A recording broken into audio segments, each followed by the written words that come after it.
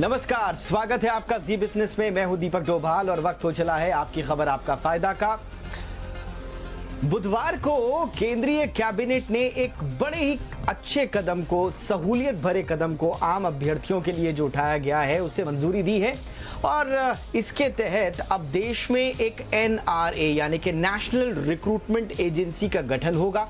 इसके तहत जो केंद्र सरकार की नॉन गेजेटेड पोस्ट्स हैं, खासकर SSC, रेलवे और बैंकिंग सेवाओं से जुड़ी हुई, इन सारे अभ्यर्थियों के लिए अब एक कॉमन एलिजिबिलिटी टेस्ट होगा। मतलब ये कि इन सारी केंद्रीय सेवाओं में यदि कोई नौकरी पाना चाहता है तो उसे सिर्फ एक स्क्रीन टेस्ट देना पड़ेगा और वो होगा नेशनल रिक्रूटमेंट एजेंसी के तहत नेशनल एलिजिबिलिटी टेस्ट। कहा यह जा रहा है, सरकार का यह दावा है कि इससे अभ्यर्थियों को अलग अलग फॉर्म भरने, बार बार फॉर्म भरने, माना कोई SSC का फॉर्म भर रहा है तो उसका रेलवे का छूट गया, रेलवे का फॉर्म भर रहा है तो बैंकिंग का छूट गया, इन सब चीजों से निजात मिल जाएगी। और एक ही बारी में अगर स्क्रीन टेस्ट होगा तो फिर आगे आने वाले जो सोपान है उसके लिए अलग अलग जो रास्ते अपनाए जाएंगे, उनमें एक सहूलियत होगी। सरकार का यह भी कहना है कि इससे बच्चों पर वित्तीय बोझ जो पड़ता है, पैसों का जो बोझ पड़ता है वो कम होगा। और क्योंकि ये डिस्ट्रिक्ट सेंटर पर शुरुआत में 1000 डिस्ट्रिक्ट्स में से लागू किया जाएगा, लेकिन बाद में से और व्यापक करने की योजना है, इसलिए बहुत दूर दूर जो सेंटर्स बन जाते हैं उससे निजात मिलेगी। कुल मिलाकर केंद्र सरकार का यह दावा है कि इससे आम अभ्यर्थी जो कि केंद्रीय सेवाओं में आने का इच्छुक है उसे बहुत सारी सहूलियतें मिलेंगी। आज हम समझने की कोशिश करेंगे कि NRA यानी कि नेशनल रिक्रूटमेंट एजेंसी के तहत CET की परीक्षा में क्या बदल जाएगा, क्या कुछ तैयारी करने की जरूरत है और क्या वाकई में ये एक आम अभ्यर्थी के लिए वरदान साबित हो रहा है, उसके लिए ये परीक्षा का बोझ कम करेगा या नहीं। इन तमाम सवालों के जवाब, आपके पास भी कोई सवाल है तो हैशटैग आपकी खबर आपका फायदा पर हमें जरूर लिख भेजें। आपके सवाल हम पूछेंगे आज के मेहमानों से। पहले रिपोर्ट देखिए, लौटते हैं मेहमानों के साथ।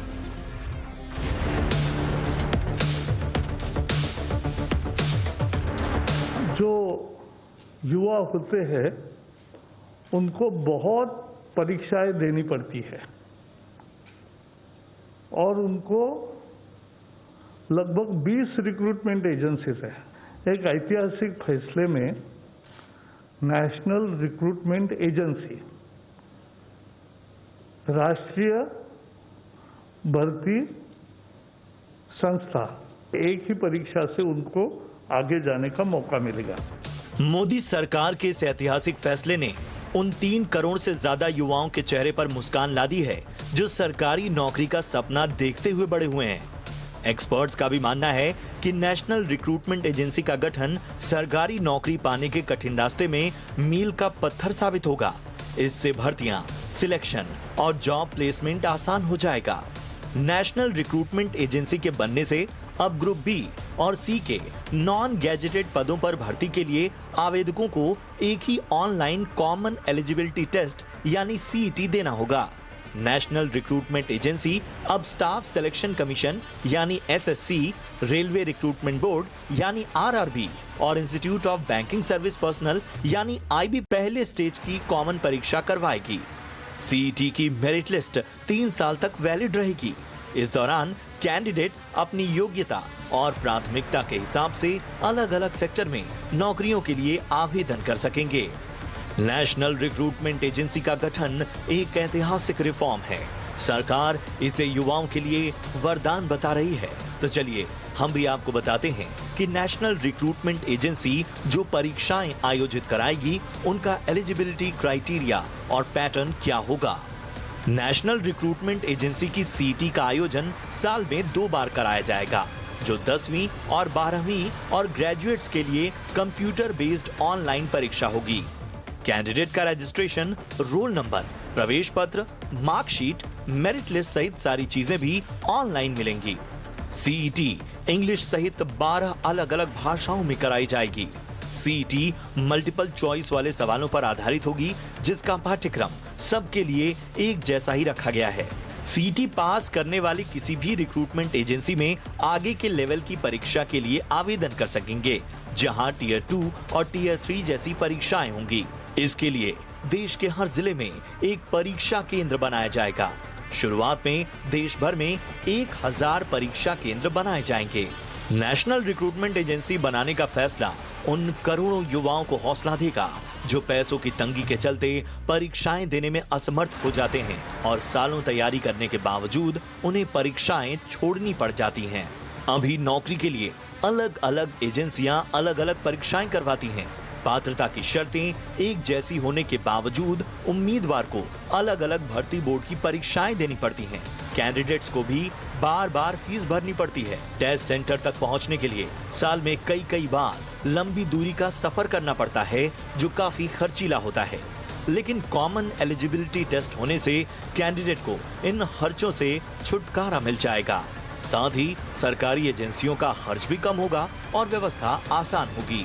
शुरुआत में सीटी का स्कोर एसएससी, आईबीपीएस और आरआरबी के लिए इस्तेमाल होगा।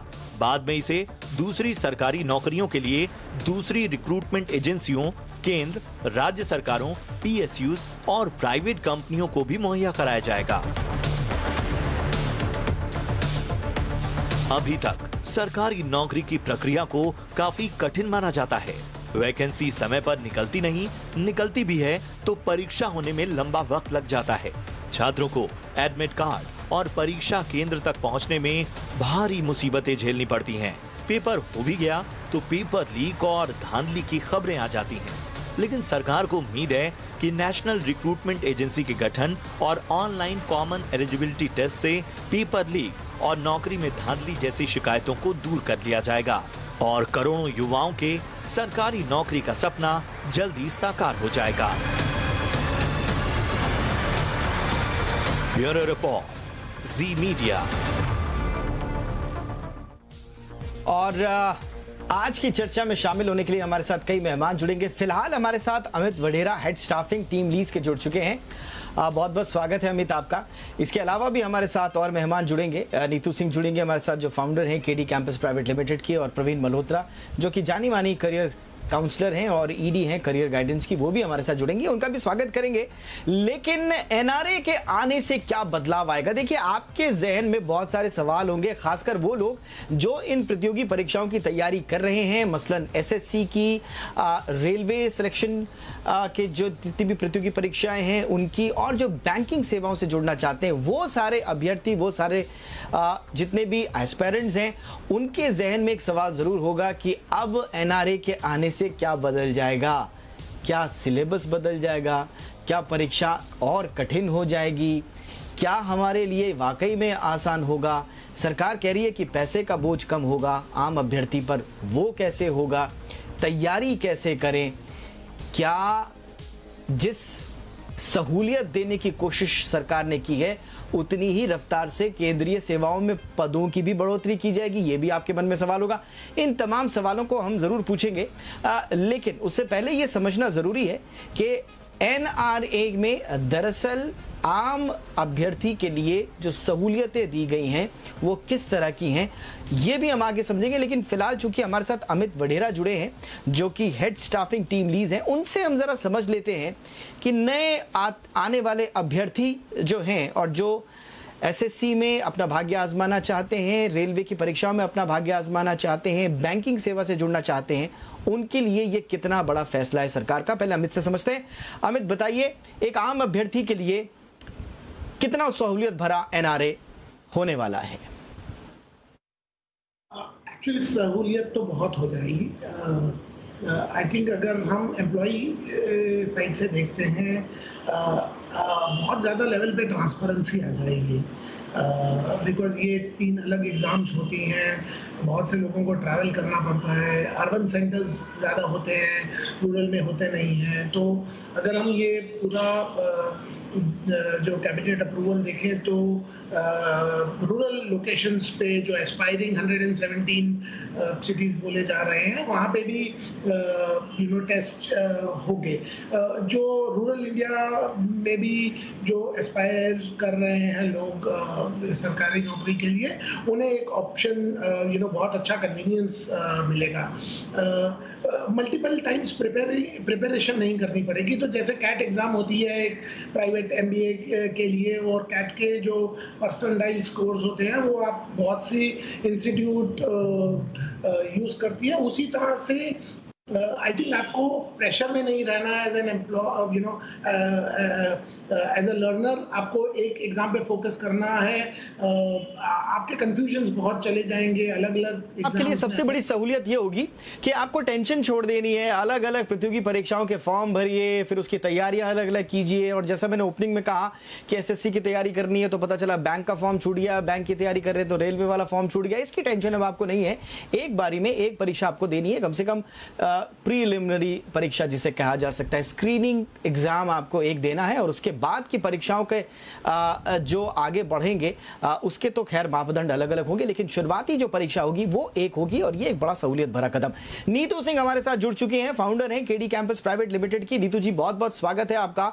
सबसे पहला सवाल हर कोई यही पूछ रहा है, नीतू जी, आप लोग तो बहुत सारे अभ्यर्थियों को हर साल तैयारी करवाते हैं, एसएससी की, रेलवे की, बैंकिंग से जुड़ी हुई, और उनको सेवाओं तक पहुंचाने का काम भी करते हैं। आपकी नजर में सरकार का ये फैसला एक आम अभ्यर्थी के लिए कितना सहूलियत भरा है?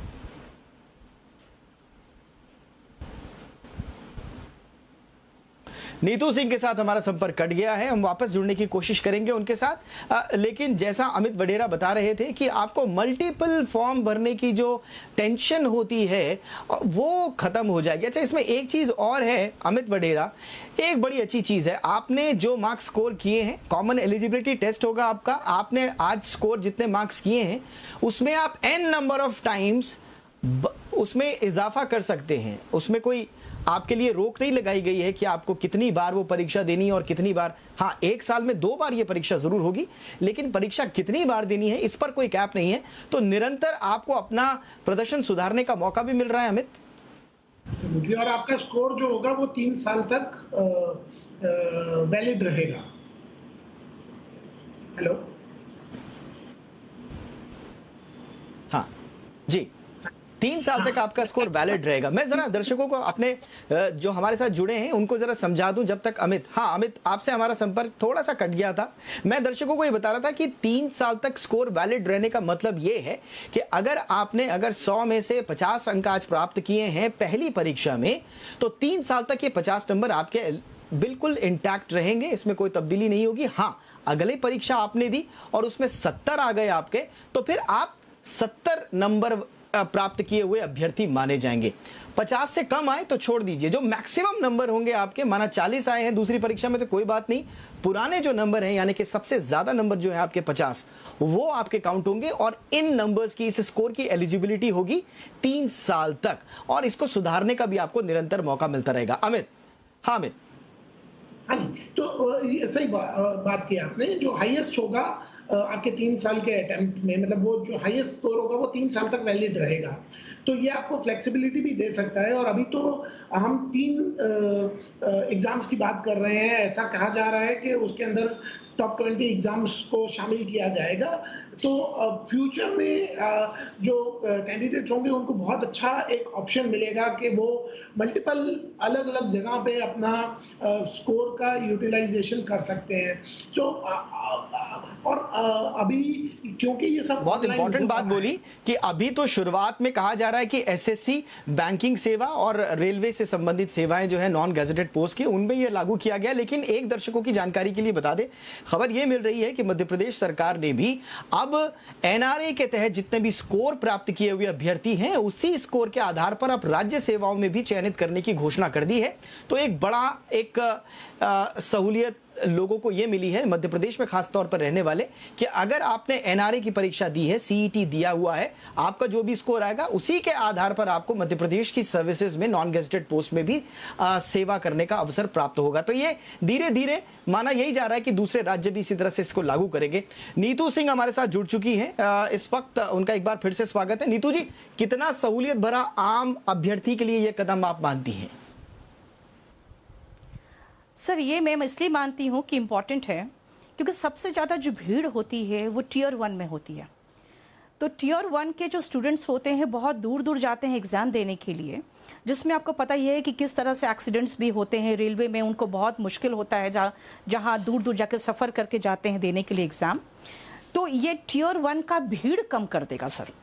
टियर 1 की भीड़ को कम करने का सबसे अच्छा मैं इसलिए रीज़न मानती हूँ कि कम होना चाहिए, क्योंकि हर साल सर जैसे जिसका 2017 में भी सिलेक्शन हो गया और वो अभी मेंस दे रहा है या उसका टियर 3 चल रहा है, वो 2018 में भी एग्ज़ाम दिया, फिर 2019 का भी एसएससी का टियर 1 आया, उसमें भी दे दिया। तो इससे क्या होता है ना कि वही तीनों साल में टियर 1 क्वालिफाई करके बैठा रहता है और जो बाकी बच्चे होते हैं जिनका क्वालिफाई होना चाहिए था वो पीछे रह जाते हैं। तो ये जो टियर 1 की जो भीड़ है उसको कम करने के लिए सबसे अच्छा स्टेप जो है ये सीईटी है। बिल्कुल। अच्छा मैम, हमारे सामने बहुत सारे बेसिक सवाल भी हैं जो लोगों ने पूछे हैं नीतू जी। वो ये दरअसल ये कि क्या परीक्षा वाकई में कठिन हो जाएगी, क्योंकि देखिए अभी एसएससी अलग से आपकी परीक्षा करा रहा है, रेलवे अलग से परीक्षा करा रहा है, बैंकिंग सेवाओं की परीक्षा अलग से, अब ये सीईटी अगर होगा तो क्या इसमें परीक्षा थोड़ी कठिन हो जाएगी, या आपका प्रेडिक्शन क्या है, क्योंकि अभी खाका सामने नहीं आया है? ये सारे सिर्फ आकलन लगाए जा रहे हैं सर, क्योंकि मैं आपको बताती हूँ, जैसे रेलवे है उसमें इंग्लिश नहीं आती। उसके बाद अगर आप देख लीजिए तो जैसे एसएससी है उसमें जो इंग्लिश आती है वो ज़्यादा ग्रामर वगैरह बेस्ड आती है। अगर आप उसमें देख ले, पीओ में देख ले, तो इंग्लिश का लेवल हाई आता है। एसएससी में सर, एसएससी में आपका कभी भी आप देखोगे तो एसएससी में बैंकिंग वगैरह के क्वेश्चंस नहीं होते, लेकिन अगर आप देखेंगे तो पीओ में जनरल स्टडीज नहीं होता, जैसे कि पॉलिटी, हिस्ट्री, ज्योग्राफी वगैरह नहीं होता, जो कि एसएससी में होता है। उसके बाद अब रीजनिंग की बात करेंगे तो एसएससी की रीजनिंग आसान होती है और बैंकिंग की रीजनिंग डिफिकल्ट होती है। अगर इस बार का हम एनटीपीसी का पेपर का बात करें तो उसमें साइंस का एक वेटेज था, साइंस ज़्यादा इंपॉर्टेंट था। तो सबका अलग अलग एग्जाम का स्तर है सर। मेरा मानना है कि ये पहला लेवल में जो करने वाली होगी सरकार, वो एक बेसिक्स जो आपका फर्स्ट स्टेप है, जैसे इस English, reasoning, maths and general studies, ये चारों का एक लेवल बना के वो कुछ करने वाली है, ताकि सबका एक फर्स्ट ईयर क्वालिफाई हो जाए। और उसके बाद अगर बैंक चाहेगी कि नहीं हम एक डिस्क्रिप्टिव पेपर ले, चाहे हम अपना इंग्लिश का एक बटर दूसरा टियर 2 ले, चाहे एसएससी जो अपना टियर 2 लेती है जिसमें वो इंग्लिश और मैथ्स लेती है, तो बाकी सारे स्टेट सर वो अपना स्टेट जीके का एक पेपर रखते हैं। उसके बाद जितने भी जैसे हिंदी भाषी राज्य जितने हैं वो हिंदी एक पेपर रखते हैं। तो वो सारे जो चीजें हैं वो टियर 2 में वो इंक्लूड कर सकते हैं। टियर 1 को सर नीतू मैम क्या ये क्लैरिटी अब तक आई है? नीतू जी, क्या अब तक ये क्लैरिटी आई है कि टियर 2, टियर 3 की परीक्षाएं आगे किस तरह से होंगी? पुराने ही तरीके से बरकरार रहेंगी या नए सिरे से टियर 2? क्योंकि ये तो आप समझ लीजिए कि प्रीलिमिनरी एग्जाम, एक तरह से स्क्रीन एग्जाम है, लेकिन आगे की परीक्षाएं डिस्क्रिप्टिव, फिर मेन या इंटरव्यू, वो ऐसे ही रहेगा पुराना इंटैक्ट, अलग अलग एसएससी, आरबी, रेलवे का और बैंकिंग? टियर 1 में सर, अगर टियर 1 में ये क्या रखेंगे अभी तो उसका कुछ पता नहीं, क्योंकि इन्होंने सिलेबस आउट नहीं किया है। मैं आपको फ्रैंकली बताती हूँ, सरकार को इसमें बहुत बड़ी कठिनाई होगी, क्योंकि सबके एग्जाम्स का अलग अलग लेवल होता है, अलग अलग पेपर होता है। हो सकता है वो इसलिए चाहते होंगे कि एक स्तर पे लाके टियर 1 में बच्चों को कर दें कि ठीक है आपके पास ये इंग्लिश का, मैथ्स का, रीजनिंग का और जनरल स्टडीज का ये बेसिक नॉलेज है, तो आप टियर 1 क्वालिफाइड हो। सर, इनके पेपर को देखने के बाद अपना टियर 2 पेपर इन लोग फिर से बनाएंगे, क्योंकि आप खुद सोचिए, बैंक वाले चाहते हैं कि आपकी कैलकुलेशंस अच्छे हों। जो बैंक वाले अपने जो पेपर बनाते हैं उसमें कैलकुलेशन अच्छे रखते हैं। एसएससी कभी भी कैलकुलेशन से क्वेश्चन नहीं देता। तो वो टियर 2 का पेपर तभी डिसाइड करेंगे सर जब उनको टियर 1 का इनका कॉन्सेप्ट दिख जाएगा कि इन्होंने टियर 1 में क्या रखा है। तो एसएससी, रेलवे और बैंकिंग से सर्विसेज से जुड़े हुए नॉन गेस्टेड पोस्ट के लिए अब देश में आ रहा है एनआरए, नेशनल रिक्रूटमेंट एजेंसी, जिसके तहत होगा एक कॉमन एलिजिबिलिटी टेस्ट और उसके बाद आपको बिल्कुल सहूलियत होगी आम अभ्यर्थियों को केंद्रीय सेवाओं से जुड़ने के लिए। अमित वडेरा, आपसे सवाल मेरा ये है कि ये कहा जा रहा है कि इसके बाद शायद अगला स्टेप ये हो कि बहुत सारी प्राइवेट जो कंपनीज हैं, अगर उनको भी कोई टैलेंट चाहिए, कोई ह्यूमन रिसोर्स चाहिए, तो वो सीईटी के स्कोर को एक आधार बना सकता है। क्या ये संभावनाएं अभी आपको दिख रही हैं? क्योंकि चर्चाएं बड़ी हो रही हैं इस पर। जी देखिए, मैं जहाँ से देख रहा हूँ, जैसे बिजनेसेस के लिए ईज ऑफ डूइंग बिजनेस के स्टेप्स हैं, उसी तरह हायरिंग के लिए ये एक बहुत फ्यूचर में अच्छा स्टेप हो सकता है। बिकॉज आज के दौर में जो ग्रेजुएशन डिग्रीज हैं या जो डिग्रीज बच्चे कर रहे हैं, कोई भी ऐसा कॉमन क्राइटेरिया नहीं है। हर एक स्टेट सीबीएसई बोर्ड या स्टेट बोर्ड्स के अपने अपने तरीके के क्राइटेरियाज हैं। CET can become one common criteria across, which can be एक बहुत अच्छा स्टैंडर्ड हो सकता है for private sector also to hire people. तो मेरे हिसाब से ये पहला अच्छा कदम है इस चीज को स्ट्रीमलाइन करने के लिए। ऑफ कोर्स डिफिकल्टीज आएंगी, जैसे नीतू जी बोल रहे थे, कुछ ना कुछ डिफिकल्टीज आएंगी, बट जो प्रिलिमिनरी लेवल का टेस्ट है, I think that's a good start. तो मेरे हिसाब से ये पॉजिटिव कदम है, और जैसे ही हम और 20 एग्जाम्स को इसमें मिलाएंगे, आई थिंक इसका इंपॉर्टेंस बढ़ता जाएगा, and private sector would be more than happy to take this as one of the eligibility criterias. ठीक है नीतू जी, अब मेरा सवाल आपसे ये है, अब सबसे बड़ा सवाल जो अभ्यर्थी हैं जो एसएससी की तैयारी करना चाह रहे हैं, बैंकिंग की और रेलवे की, वो अब सबसे बड़ा सवाल ये पूछ रहे हैं कि भाई क्या अब हमको जो हमने आज तक पढ़ाई की है, क्या अब उसको बदलना पड़ेगा, नया सिलेबस पढ़ना पड़ेगा, नई तरीके से तैयारी करनी पड़ेगी? नहीं सर, बिल्कुल ऐसी बात नहीं है। नई तरीके से कुछ भी तैयारी नहीं की जाती है, क्योंकि हम लोग सारे स्टेट लेवल के एग्जाम्स की भी तैयारी कराते हैं, और हम लोग सेंट्रल गवर्नमेंट जॉब्स की भी एग्जाम की तैयारी कराते हैं केडी कैंपस में। यहाँ पे सर हम लोग सिर्फ देखते हैं कि स्टेट में जो हिंदी भाषी क्षेत्र हैं वहाँ पर एक हिंदी ऐड हो जाता है, और बाकी जितने भी स्टेट्स हैं, सारे स्टेट्स में वो अपना एक स्टेट जीके का कोई 20-25 क्वेश्चन डाल देते हैं। लेकिन सर वही इंग्लिश है, वही मैथ्स है, वही रीजनिंग है, कुछ भी अलग नहीं होता है। बच्चे सिर्फ इसलिए कंफ्यूज है सर, क्योंकि ये जो 3 एजेंसी को ऐड किया गया है ना, इनके तीनों के इंग्लिश में एक लेवल में डिफरेंस है, मैथ्स का लेवल का डिफरेंस है, रीजनिंग का लेवल का डिफरेंस है, जीएस का लेवल का डिफरेंस है, और सब कुछ डिफरेंट होने के बावजूद इन तीनों एजेंसी को एक कर दिया गया है, एक टेस्ट के अंदर डाल दिया गया। ये सबसे बड़ी समस्या हो गई है, क्योंकि मैंने आपको अभी डिस्कस किया, सबका पैटर्न बिल्कुल अलग अलग है, सबका लेवल बिल्कुल अलग अलग है, और उन तीनों को जो मर्ज किया गया है ना, वो प्रॉब्लम है। वरना सर आप कोई भी एग्जाम की तैयारी कर रहे हैं, आप English, reasoning, maths, general studies, general awareness कर लीजिए, और अपने स्टेट का जीके कर दीजिए, तो स्टेट के लेवल का भी एग्जाम दे सकते हैं, और हिंदी के बहुत बेसिक क्वेश्चंस आते हैं, वो करना पड़ता है। तो यही चीजें हैं जो हर एग्जाम में। नीतू जी, मैं क्विकली एक क्वेश्चन पूछना चाहूंगा। सरकार कह रही है कि भाई हम 1000 डिस्ट्रिक्ट जो हैं वो चुन के आपको डिस्ट्रिक्ट में ही आपके लिए एक एग्जाम सेंटर बना देंगे। मुझे ये बताइए, आज मैं कोई फॉर्म भरता हूं, मेरा पता चला कि मैं राजस्थान का रहने वाला हूं, उत्तराखंड का रहने वाला हूं, सेंटर मेरा पड़ जाता है बिल्कुल साउदर्न स्टेट में, तमिलनाडु में, केरल में। क्या अब मेरा जो सेंटर है एग्जामिनेशन का, वो मेरे डिस्ट्रिक्ट में ही मिलेगा मुझे? सर यही चीज के लिए जो सरकार कह रही है, उनका भी यही कहना है कि आपको टियर 2 का, टियर 1 का एग्जाम देने के लिए कहाँ कहाँ जाना पड़ता है, आपको भटकना पड़ता है, आपको मल्टीपल फॉर्म्स भरने पड़ते हैं, कई बार एग्जाम का डेट क्लैश होता है। तो इनसे निजात पाने के लिए उन्होंने कहा है कि आपके डिस्ट्रिक्ट में ही सेंटर रहेगा, और इन लोग कुछ एल्गोरिथम करने वाले हैं, जिससे क्या होगा कि जो आपका कंप्यूटर है वही चुन के आपके पास क्वेश्चन पहुंचा देगा, जिससे ये जो पहले से पेपर लीक की संभावना वगैरह होती है वो खत्म हो जाएगी, और वो आप अपने ही जगह पे टेस्ट टियर 1 दे दिए। सर टियर 1 करीबन पूरा अगर ऑल ओवर इंडिया मिला के देखा जाए सारे एग्जाम्स को लेके, तो करीबन 2.5 करोड़ बच्चे देते हैं।